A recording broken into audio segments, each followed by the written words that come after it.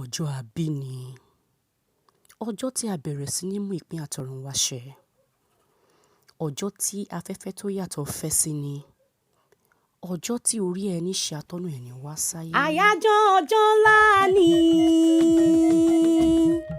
ọjọ́ máa bí ní sáyé, ọjọ́ máa lè gbàgbé ni, ọjọ́ adẹ́dágbé ni kúrò nínú ìpamọ́ tó wà fihàn ní gbangba. Torí rẹ̀ ló ṣe jẹ́ wípé ní gbogbo ọjọ́ kejìlélógún oṣù kejì lọ́dọọdún, ọjọ́ tá a yà sọ́tọ̀ fún Akinyele ọlá àti létí sọjọ́ ọbí rẹ̀ ni. Mo kí ọ kú ọjọ́ ọbí, mo kí ọ kú àṣẹ ìyẹ.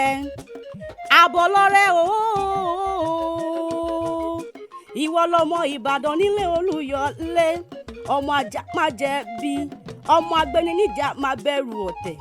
Ìbàdàn tí ń ṣẹlẹ̀ ọmọ olóye tí ó dìjà rárá, ìlú olóye tí ó rújú. Òkè Ìbàdàn ti yá o, Àbọ̀lọ́rẹ́ ọmọ bàbá kuye ó yá jẹ́ àròkè Ìbàdàn. Bàbá lọ láàárọ̀ kàdé lálẹ́, ọmọ Ìbàdàn mèsì ọgọ̀, ọmọ arólú owó, ọmọ láròmíwẹ̀ nílé arólú, ọmọ agbọ́sásá ogun máa sá, àgbọ́ yàyà ogun tí ó máa níyà. Bí wọ́n bá mọ eré wọn ní máa wà dá wọn, bí wọ́n bá máa wà dá wọn ní máa yí ní ike wọn. Ni wọ́n fi ń sọ wípé Ìbàdàn lọmọ ọmọ láyípo, ẹni tí ò bá mọ láyípo kó mọ Ìbàdàn. Gbógun pábá pa Ìbàdàn kúdẹ̀ tí yóò máa gbà yín lọ́jọ́ kọjọ́.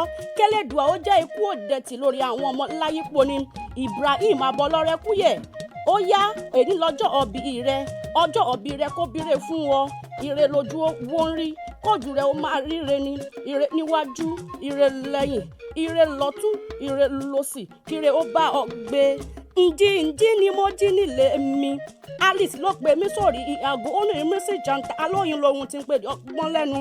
Wá bá mi kí Akinyele Ọlátìlé Ibrahim Àbọ̀lọ́rẹ́ ọmọ bàbá Kuye kí ọjọ́ ọbí ò ní kú àṣẹ ìyẹ.